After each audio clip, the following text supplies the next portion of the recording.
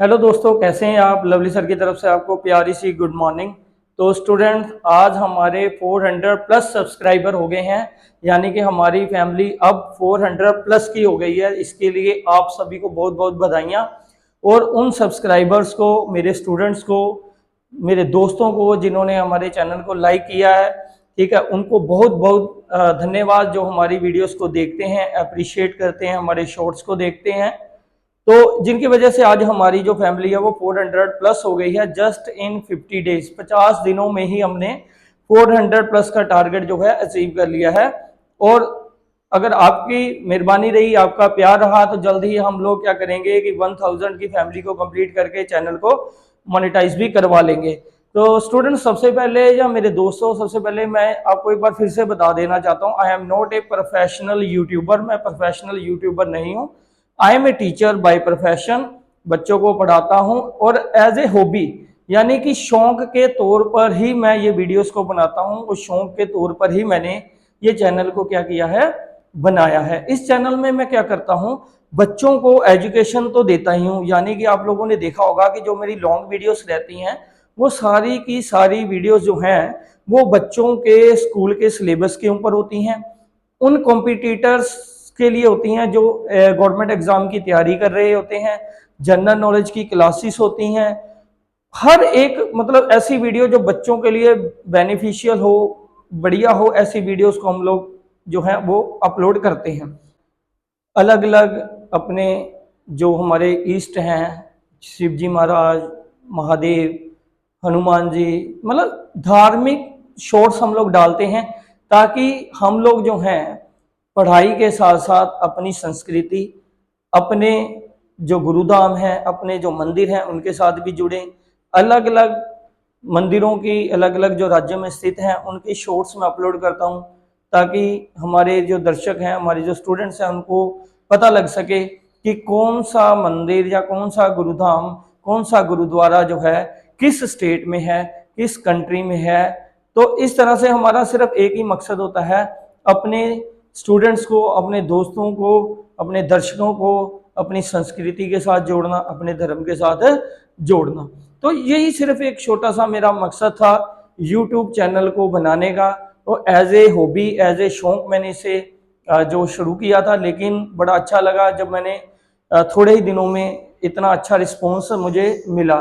तो अब मैं कोशिश करता हूं कि ऐसी वीडियोस भी लेके आऊं जो स्टूडेंट्स के अलावा और भी दर्शक हमारे साथ जुड़ते हैं उनके लिए भी बेनिफिशियल हो। बेनिफिशियल इन द सेंस कि उन्हें देखने में मजा आए, उनके नॉलेज मिले कि किस कोई चीज कैसे है, कैसे कैसे स्टार्ट हुई, क्या है। मतलब हमारे अलग अलग जैसे फूड ब्लॉग्स होते हैं, कोई ट्रैवल ब्लॉग्स होते हैं। तो इसी तरह से हमारा जो ये चैनल है ना, ये समझिए आपकी मिक्स ब्लॉग है। इसमें स्टडी भी मिलेगी, इसमें ट्रैवल भी मिलेगा, इसमें फूड भी मिलेगा। जैसे जैसे जो जो कंटेंट मुझे मिलता रहेगा वो भी मेरे सिर्फ फ्री टाइम में, क्योंकि पढ़ाना बच्चों को वो मेरा मेन जो प्रोफेशन है, वो मैं करने के बाद ही अगर मुझे टाइम मिलता है तो मैं वीडियो शूट करता हूं। अगर मुझे पढ़ाते समय टाइम ना मिले तो उस दिन मैं वीडियो शूट नहीं करता, क्योंकि मेरा धर्म भी यही है, बच्चों को पढ़ाना, और मेरा कर्म भी यही है, बच्चों को पढ़ाना। तो बहुत बहुत फिर से धन्यवाद जिन्होंने हमारे चैनल को सब्सक्राइब किया। तो आज दोस्तों मैं वीडियो लेके आ रहा हूं आईपीएल के ऊपर, यानी कि जिसे हमारे देश में एक त्योहार से कम नहीं माना जा रहा। जहां जाएं, शाम को बाजार निकल जाएं, हर दुकान में, टीवी में लगा हुआ है आईपीएल।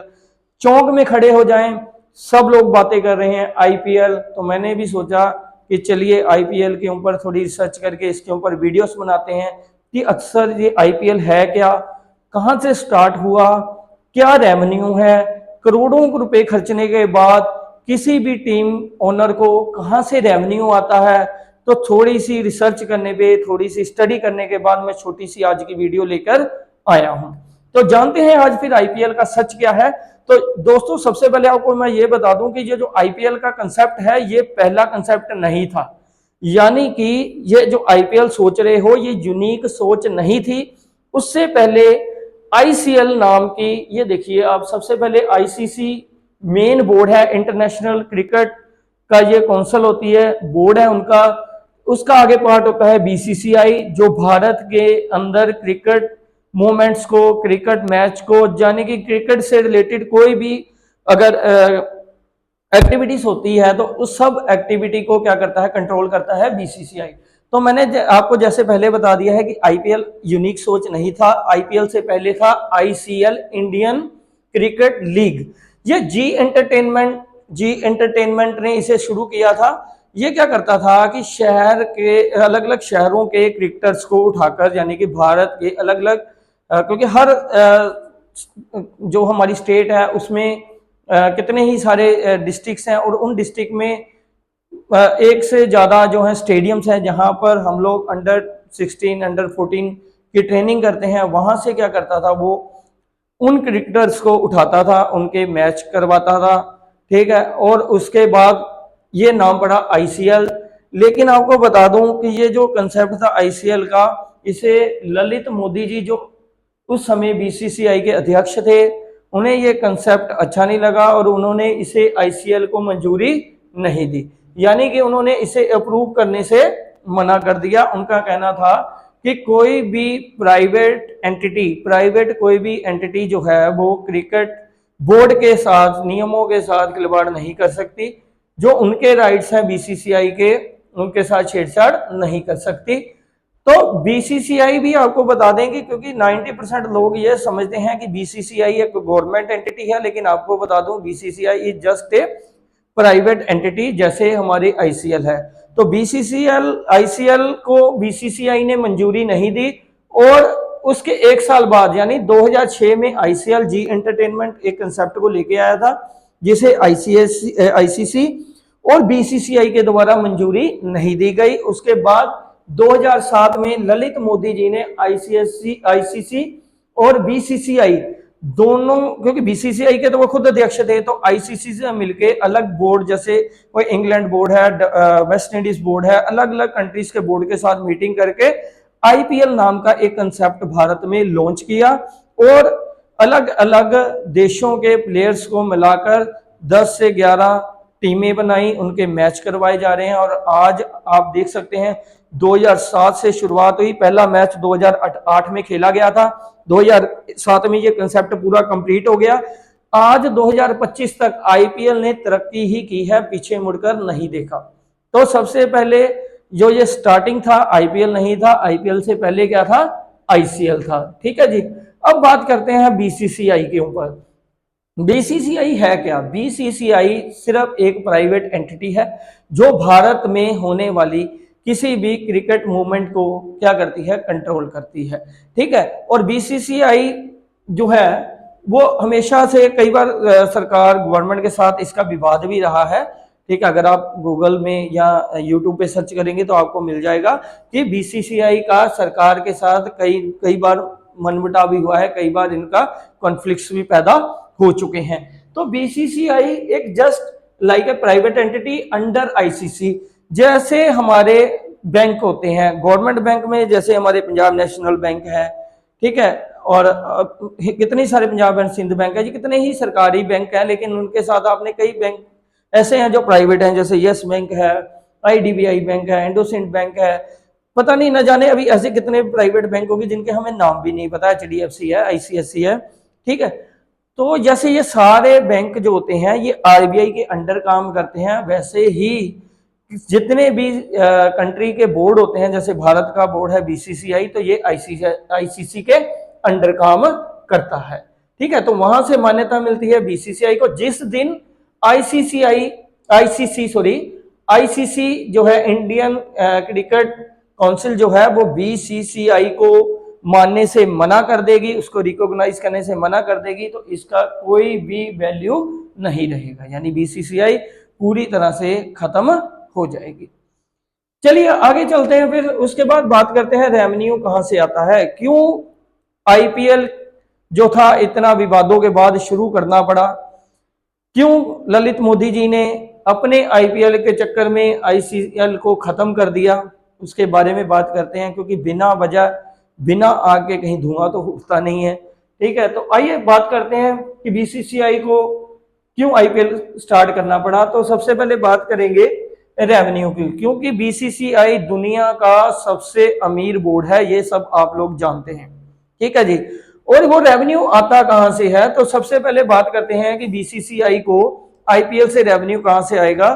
तो पहले तो मोटे मोटा समझ लो भाई कि दो चीजों को समझ लो कि रेवेन्यू को दो कैटेगरी में बांटते हैं। पहला बांटते हैं copyright sold to TV channel, जो टीवी चैनल्स अपने चैनल में लाइव टेलीकास्ट दिखाना चाहते हैं आईपीएल मैचेस का, वो काफी अमाउंट जो है वो दे देते हैं बीसीसीआई को ताकि उनके कॉपीराइट्स ले सके। पहले ये सोनी के पास था जब ये स्टार्टिंग हुआ, उसके बाद ये स्टार स्पोर्ट्स के पास आ गया। तो ऐसे करके मतलब जो ज्यादा पैसे दे देता है बीसीसीआई को तो उसको कॉपीराइट्स मिल जाते हैं। दूसरा रेवेन्यू का वहां पर सोर्स है हमारे पास ब्रांड। ब्रांड को भी हम लोग दो कैटेगरीज में बांटते हैं। ब्रांड का पता ही है ना आपको, जैसे कोई पेप्सी कोल्ड ड्रिंक की ब्रांड है, सर्फ एक्सल डिटर्जेंट की ब्रांड है, इन ऐसे ही ब्रांड्स होते हैं। ये ब्रांड बैंक भी हो सकते हैं, ब्रांड कोई क्रिकेट के गुड्स यानी कि क्रिकेट का सामान वाला भी हो सकता है, कोई नहाने का साबुन हो सकता है, कपड़े धोने का साबुन हो सकता है। तो यानी कि ब्रांड्स तो आप लोगों को पता ही है। तो मेन ब्रांड को भी हम लोग दो भाग में बांटते हैं, टाइटल ब्रांड। सबसे पहले टाइटल ब्रांड की बात कर लेते हैं। टाइटल ब्रांड होता क्या है, आप लोगों को पता है कि जब आईपीएल स्टार्ट हुआ था तो सबसे पहले डीएलएफ आईपीएल था इसका नाम, उसके बाद इसका पड़ा पेप्सी आईपीएल, उसके बाद पड़ा वीवो आईपीएल, और आज 2025 में जो चल रहा है टाटा आईपीएल। यानी कि जिस नाम के लोगों के साथ आईपीएल स्टार्ट होता है उसे कहते हैं टाइटल ब्रांड। और ये काफी सारी अमाउंट जो है 4000 करोड़, 4500 करोड़, 3000 करोड़, यानी कि जितनी ज्यादा ऑप्शंस में अमाउंट लग जाती है वो बिट फाइनल होके टाइटल ब्रांड बन जाता है। तो टाइटल ब्रांड को समझ लो जिसके नाम से आईपीएल जाना जाता है। जैसे पहले DLF IPL, Pepsi IPL, Vivo IPL, और अब क्या आ गया, टाटा आईपीएल। उसके बाद उसके ये तो मेन सोर्स हो गया उनका ब्रांड से।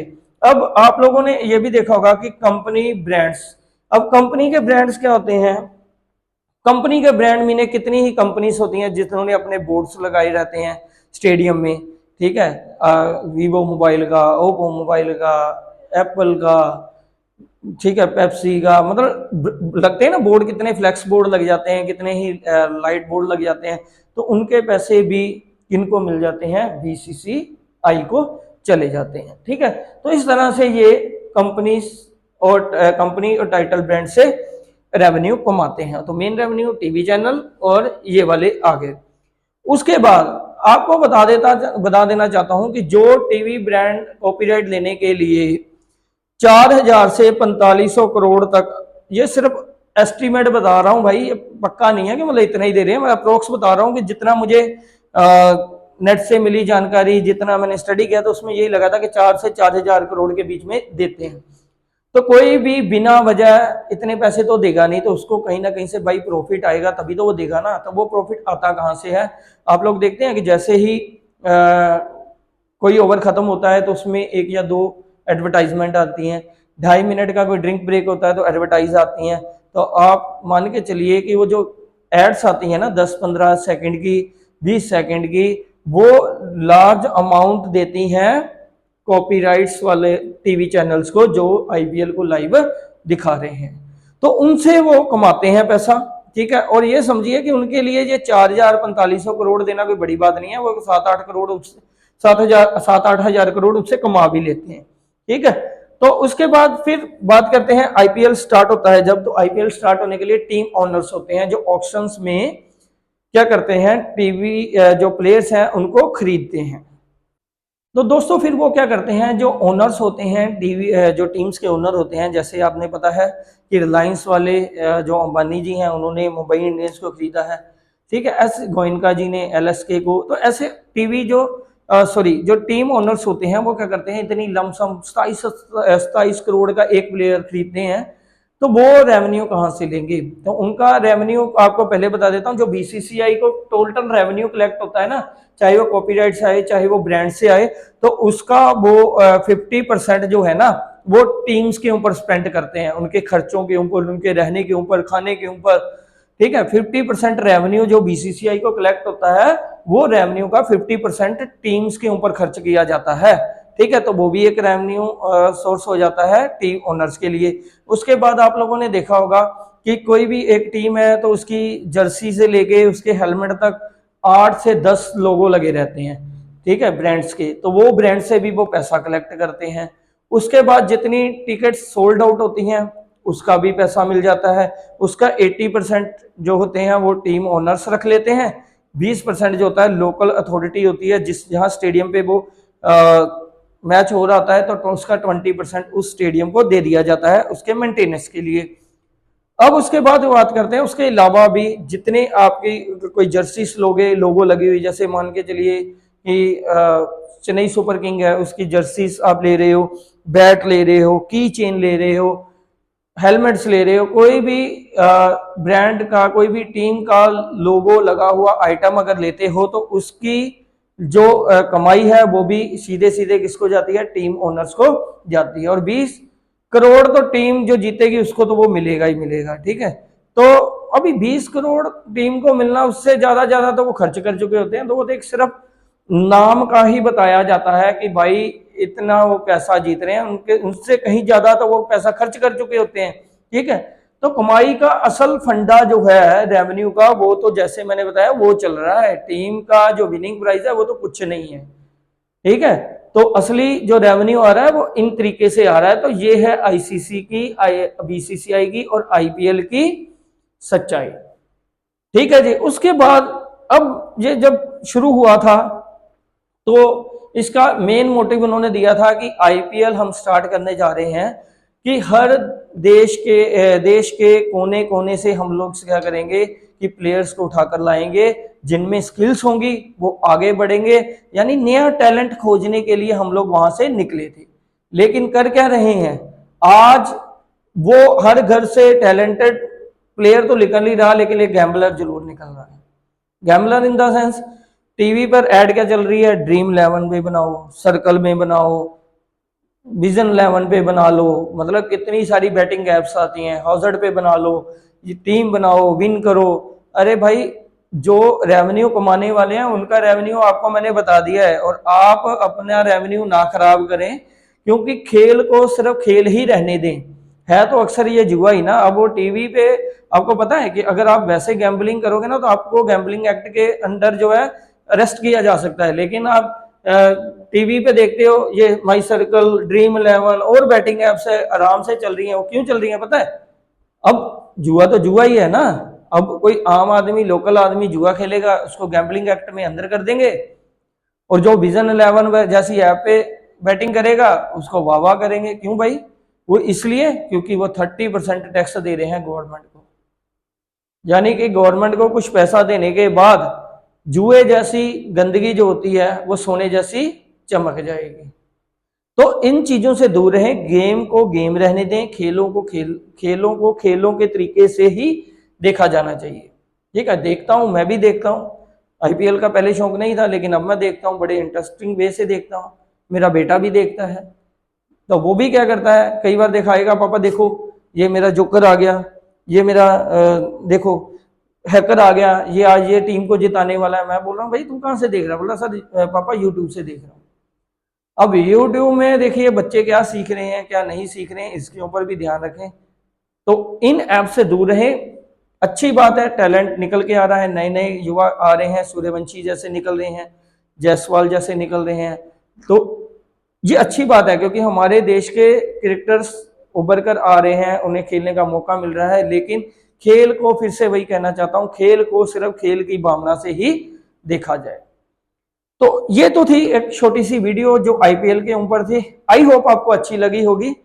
तो अगर अच्छी लगी होगी लाइक कर देना, शेयर कर देना, और कल मिलेंगे नए कंटेंट के साथ। हो सकता है कल क्लास हमारे एजुकेशनल कंटेंट ही चलेंगे 2-3 दिन, क्योंकि उसके बाद हम लोगों का 8 से 10 दिन का ब्रेक होता है, समर वेकेशन। तब आप लोगों को लेके चलेंगे अलग अलग जगह में, और वहां पे आपको व्लॉग्स के थ्रू हिस्टोरिकल बिल्डिंग्स, कल्चर, अलग अलग स्टेट्स का, अलग अलग जगह का आपको बताया जाएगा। जिन भाइयों ने सब्सक्राइब नहीं किया भाई वो प्लीज सब्सक्राइब कर ले, ठीक है। मिलते हैं कल फिर नए वीडियो के साथ, तब तक देखते रहिए MCI science and math out channel and blogs. Bye.